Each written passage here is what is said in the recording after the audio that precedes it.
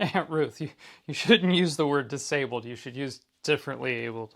Honey, are you telling me, a disabled person, how we disabled people should refer to ourselves? Well, it's just less, it's more like acceptable. Let me give you a little history lesson.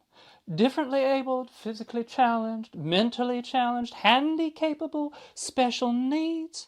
These are all euphemisms, largely invented by and pushed by non-disabled people to make themselves feel less uncomfortable around disabled people. That's not how I use them. To say that you are just as capable as anybody. Just differently abled. That has ableist undertones. No, it's...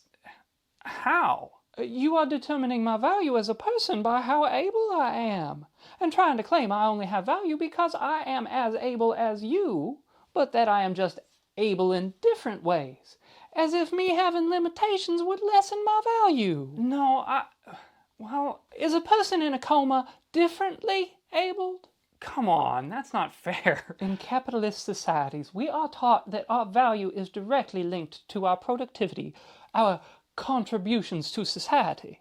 But I'm here to tell you that a person in a coma has just as much inherent value in their existence as you or I. But I don't want to communicate that you aren't capable, just that your capabilities are different. Please tell me how my chronic pain is a different ability. No? My CPTSD then? What about my irritable bowel syndrome? Well, I guess that does make me shit different, but you get the idea.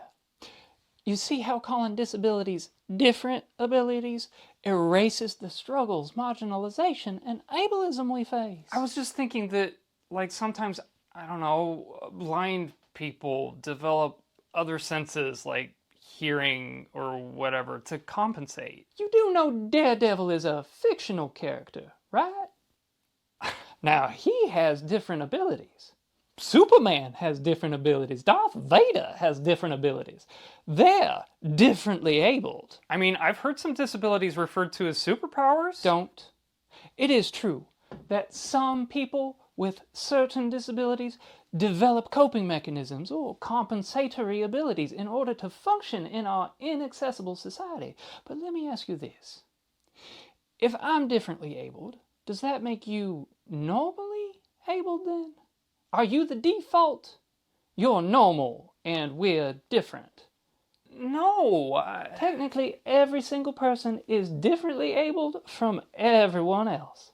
Calling disabled people differently abled puts the responsibility on the disabled person to develop the abilities needed to function in an inaccessible society, rather than putting the responsibility on the society to become accessible for disabled people. Oh, so terms like differently abled and special needs basically center us non-disabled people. Exactly. The only time you should be using terms like differently abled is when you are speaking to an individual disabled person who prefers that term for themselves.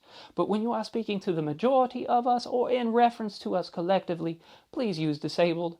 Disability ain't a bad word. Disability is not a bad word. Exactly.